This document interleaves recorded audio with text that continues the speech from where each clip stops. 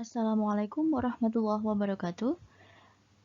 Kembali lagi bersama saya, Mrs. April. We will learn English together.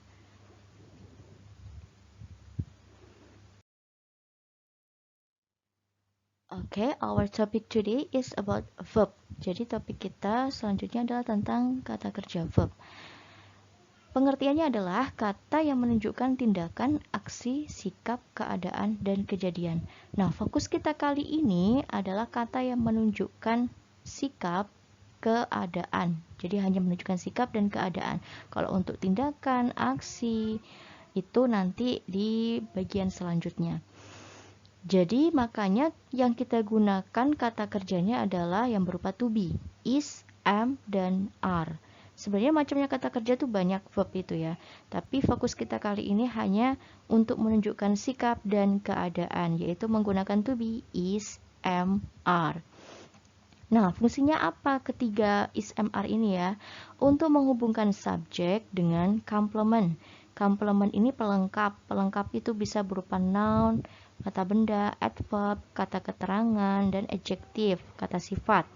Contohnya, Diana cantik. Nah, ini merupakan kalimat yang menunjukkan keadaan bahwa Diana ini cantik. Cantik itu termasuk adjektif, kata sifat. Nah, nanti dalam bahasa Inggris kita gunakan is, am, dan are sebagai verbnya. Nah, ini penggunaannya. Kalau is itu digunakan untuk subjek tunggal, hanya satu. Dan juga digunakan untuk subjek yang she, he, dan it. Kemudian kalau am itu untuk subjek I saja, saya. Jadi yang lainnya tidak boleh pakai am, hanya untuk I. Kemudian yang are untuk subjek plural, subjek yang lebih banyak ya, lebih dari satu yang jamak. Dan juga untuk subjek they, we, dan you. Nah, ini contoh dari verb to be. I'm happy for my birthday gift. Jadi saya senang atas hadiah ulang tahun saya. Berarti kan ini menunjukkan keadaan bahwa saya ini senang. I itu subjek yang saya kasih tanda hitam. Kemudian am itu verbnya yang saya kasih tanda merah. Verb to be-nya. Nah, happy itu adjektif. Jadi happy itu termasuk complement. Predikatnya mana? Kalau dalam bahasa Indonesia, predikatnya itu am. Verbnya itu am. Nah, kemudian yang kedua, Mr. Dika is Japanese. He comes from Japan. Pak Dika adalah orang Jepang. Dia berasal dari Jepang. Ini menunjukkan keadaan ya, identitas. Kemudian Mr. Dika. Mr. Dika ini berlaku sebagai subjek. Is, kenapa kok pakai is, kok tidak pakai am? Karena Mr. Dika ini subjek tunggal, hanya satu. Makanya verb yang kita gunakan adalah is. Yang ketiga, they are in Tokyo.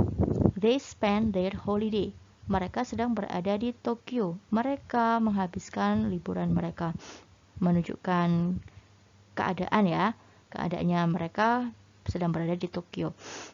Nah, they ini kan subjeknya jamak banyak ya, lebih dari satu.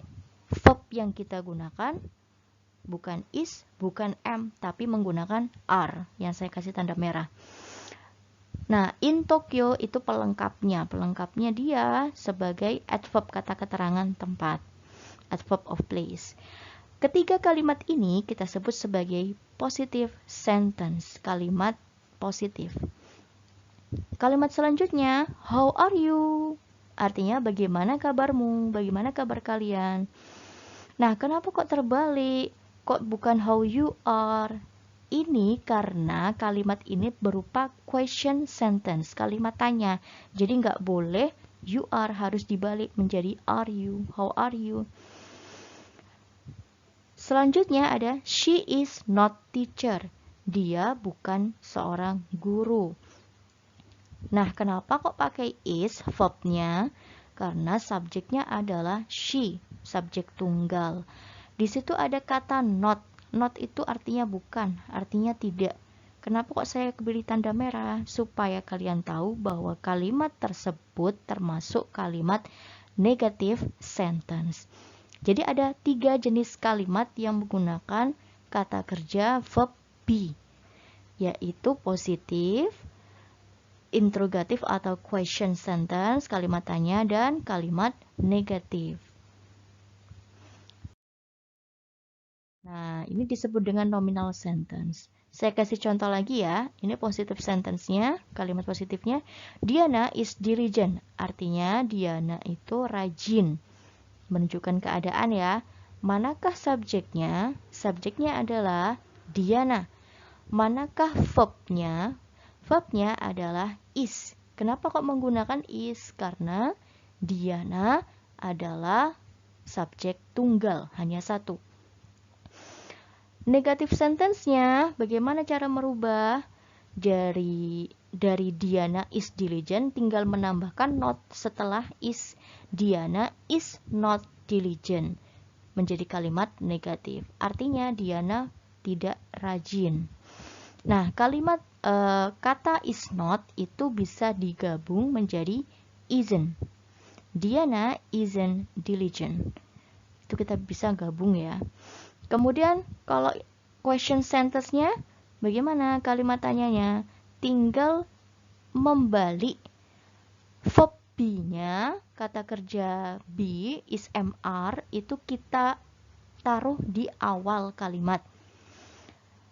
Berawal dari Diana is diligent, dirubah menjadi is Diana diligent. Jadi tinggal dirubah verbnya ditaruh di awal, is-nya taruh di awal. Is Diana diligent? Apakah Diana ini anak yang rajin? Do you understand? Paham ya? Coba kalimat selanjutnya. The students are in the classroom. Subjeknya adalah the students, ada huruf S. Berarti muridnya banyak. Karena muridnya banyak, verb yang kita gunakan adalah are. Nah, ini yang kalimat positif. Murid-murid sedang berada di kelas. Bagaimana kalau kita rubah dalam negative sentence? Cirinya kalau negatif hanya menambahkan not setelah verb be, setelah is, am, sama are. Berarti kalimatnya menjadi the students are not in the classroom. Tinggal menambahkan not setelah are. Nah, kata are not ini kita bisa menggabungkan menjadi aren't. The students aren't in the classroom. Murid-murid sedang tidak berada di ruang kelas. Nah, kalau dirubah dalam question sentence, bagaimana kalau dalam kalimat tanya?